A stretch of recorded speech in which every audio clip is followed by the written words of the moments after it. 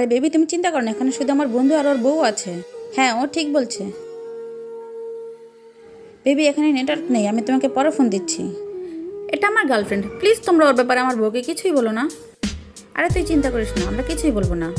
আমার কাজ আছে, চলো এখান থেকে। আরে কি হয়েছে? এটা কেমন বন্ধু তোমার, নিজের বউকে ধোকা দিচ্ছে? আর এটা ধোকা না, এখন এগুলো নর্মাল ব্যাপার। আমি গেলাম ওখানে, যদি তুমি যাও তাহলে আমি তোমাকে ডিভোর্স দিয়ে দেবো।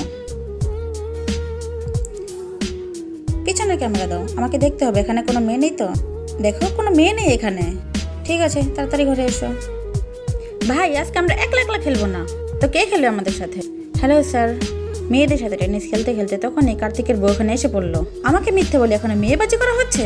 তুমি এখানে এখন চুপচাপ বাসায় চলো। বউ ফোন দিছে, বাসায় যেতে হবে।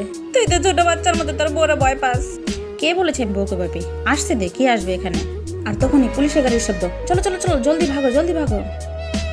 এবার তো শুধু পুলিশের গাড়ি ডেকেছি, এরপর যদি খেলো তাহলে সত্যি সত্যি পুলিশ দিয়ে ধরিয়ে দিব। তুমি পুলিশ ডাকছো?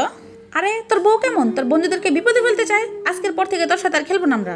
তোমার জন্য আমার বন্ধুত্ব শেষ হয়ে গেল। আরে এমন বন্ধু থেকে বন্ধু না থাকাই ভালো। আসল বন্ধু কখনো কাউকে খারাপ রাস্তা দেখায় না। চুপ করো। আরে কি হয়েছে? তুমি ঠিক আছো? তুমি শুনেছো ডাক্তার কি বলেছে? যদি তুমি মদ না ছাড়াও তাহলে অনেক কিছু হতে পারে।